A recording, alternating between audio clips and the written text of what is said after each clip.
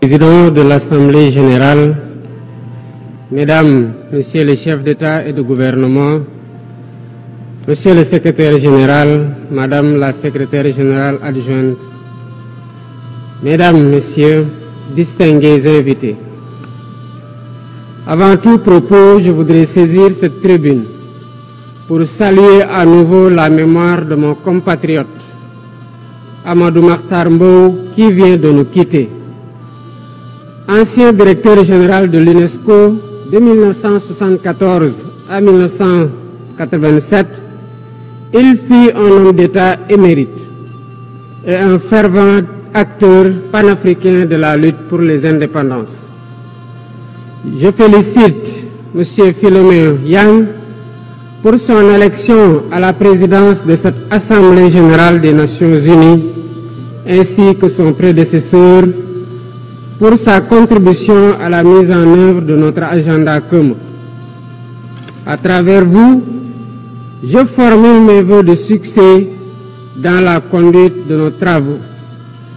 Je salue également l'engagement constant du secrétaire général Antonio Guterres, dont les efforts pour promouvoir la paix, la dignité humaine et le multilatéralisme sont plus que jamais nécessaires. Le Sénégal renouvelle son plein soutien à sa mission en ces temps de turbulence mondiale. En prenant la parole aujourd'hui, je suis habité d'une conviction profonde: l'unité dans la diversité est la clé pour garantir le développement durable et la dignité humaine pour tous, partout dans le monde. Ce thème de la présente session, qui guide nos discussions, nous invite à repenser nos responsabilités collectives et à nous assurer que les principes fondamentaux des Nations unies, définis il y a près de 8 décennies, continuent de porter la promesse d'un monde plus juste et plus équitable. Mesdames, Messieurs, nous vivons dans un monde troublé, où les principes de la Charte des Nations unies, qui prônent l'égalité, la justice et le respect des droits humains, sont chaque jour mis en mal. Les conflits s'étendent, les inégalités se creusent et les crises climatiques aggravent la vulnérabilité de millions de personnes à travers le monde. De surcroît, nous assistons à une remise en cause inquiétante du multilatéralisme, à un moment où l'humanité en a le plus besoin. Le monde doit se regarder en face, sans complaisance. Les valeurs que nous avons juré de défendre sont piétinées dans plusieurs régions du globe. Que l'on soit à Gaza, à Tel Aviv, à Dakar ou ailleurs, chaque être humain est porteur de cette égale dignité, une dignité qui transcende les frontières, les cultures et les appartenances religieuses. C'est notre devoir à tous de veiller à ce que cette dignité soit protégée et respectée pour chaque être humain, sans exception. Ce devoir est l'essence même des Nations unies. Pourtant, nous constatons chaque jour que le droit international, ciment de la paix mondiale, est souvent violé. Des résolutions adoptées par cette Assemblée sont ignorées. En tolérant ces violences répétées, nous foulons aux pieds les principes de la Charte des Nations unies et sapons les fondements même de cette maison de la paix. Jamais les fondements des Nations unies n'ont autant vacillé qu'en ces temps de violence et de peur et d'incertitude. Si nous voulons éloigner le spectre de la guerre et œuvrer à l'avènement d'un monde meilleur, alors il est temps de changer les paradigmes. Il est temps de remettre l'humain au centre de l'agenda international, comme nous y invite le thème de cette session. Monsieur le Président, Mesdames, Messieurs, nous ne voulons plus fermer les yeux sur la tragédie qui se déroule dans le Sahel. Des groupes terroristes sèment la terreur, pillent, tuent les populations civiles innocentes. Cette région, autrefois stable, est désormais en proie à une violence quotidienne tandis que les Nations Unies, particulièrement le Conseil de sécurité, restent trop souvent inertes. De même, nous ne pouvons pas accepter que le Sahel devienne le théâtre de rivalités de puissances étrangères dont les affrontements ne font qu'aggraver la déstabilisation de la région. Je dois rappeler ici que la paix et la sécurité de l'Afrique sont indissociables de la paix mondiale. Il est impératif que le Conseil de sécurité remplisse pleinement son rôle de garant de la stabilité internationale. J'exprime à nouveau la préoccupation du Sénégal face à la situation tragique qui perdure en Palestine. Des générations entières y ont grandi sous l'ombre de l'oppression, privées de leur droit fondamental à un État viable. Le Sénégal, en tant que président du Comité pour l'exercice des droits inaliénables du peuple palestinien, appelle à un cessez-le-feu immédiat et durable.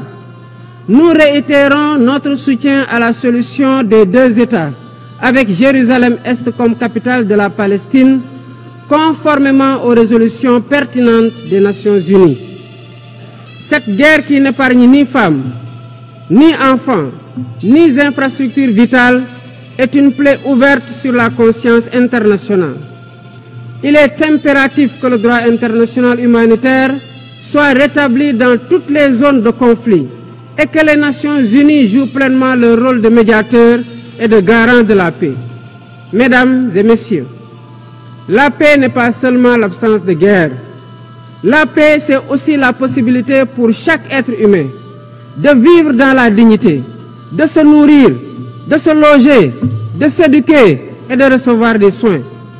Or, aujourd'hui, plus de 750 millions de personnes ne mangent pas à leur faim et des millions basculent chaque jour dans l'extrême pauvreté.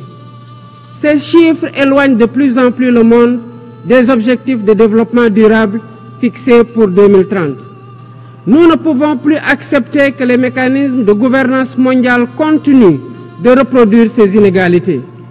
Il est alors temps de rompre avec la logique du chacun pour soi et de bâtir un nouveau contrat social global fondé sur la solidarité et la coopération. Ce contrat doit inclure des réformes majeures pour s'attaquer aux défis politiques, économiques, environnementaux de notre époque. Premièrement, il est impératif de sauvegarder et de renforcer le multilatéralisme comme cadre unique d'action pour la paix et la sécurité internationale. Cela passe par une réforme urgente des institutions mondiales, notamment le Conseil de sécurité, le FMI, la Banque mondiale, afin qu'elles soient plus inclusives et qu'elles reflètent les réalités géopolitiques et économiques actuelles. Le continent africain, en particulier, doit avoir une place plus importante dans ces instances de décision. Deuxièmement, il est temps de corriger les injustices économiques qui freinent le développement de nombreux pays du Sud. Le commerce illégal, l'évasion fiscale, les flux financiers illicites et les congés fiscaux abusifs ruinent les pays en développement, notamment en Afrique. Ces injustices doivent être corrigées pour permettre à tous les pays de participer pleinement au commerce mondial et de bénéficier de la croissance économique.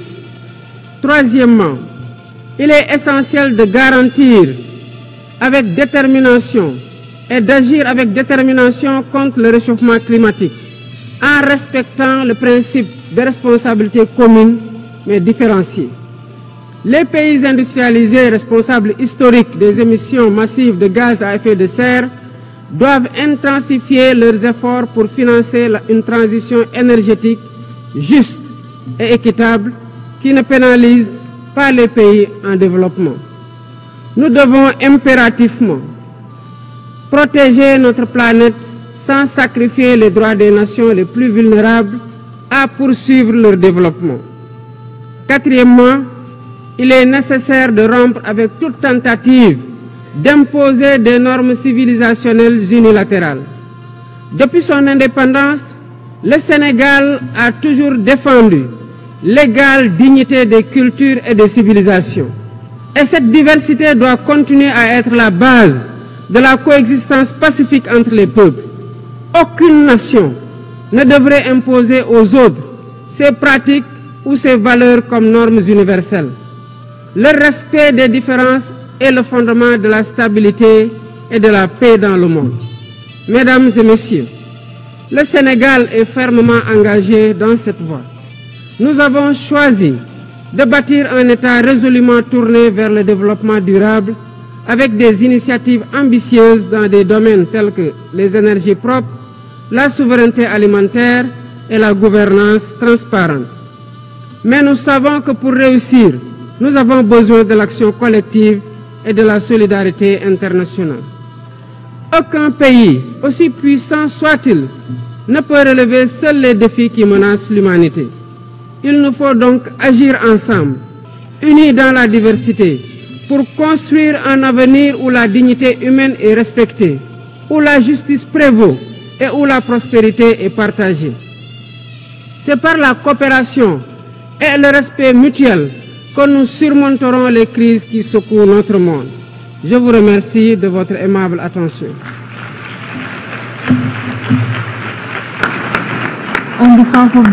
Au nom de l'Assemblée, je remercie le président de la République du Sénégal.